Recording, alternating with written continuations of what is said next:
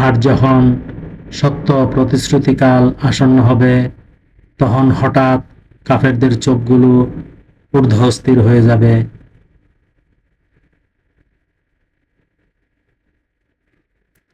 তারা বলবে, হায় আমাদের দুর্ভাগ্য, এ ব্যাপারে আমরা উদাসীন ছিলাম, বরং আমরাই জালিম ছিলাম।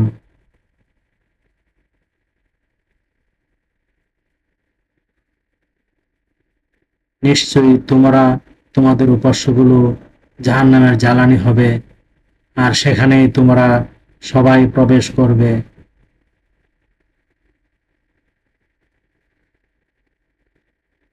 তারা যদি প্রকৃত ইলাহ হতো, তবে জাহান্নামে যেত না, তারা সবাই সেখানে স্থায়ী হবে। নিশ্চয়ই সেখানে থাকবে তাদের আর্তনাদ, সেখানে তারা কিছুই শুনতে পাবে না।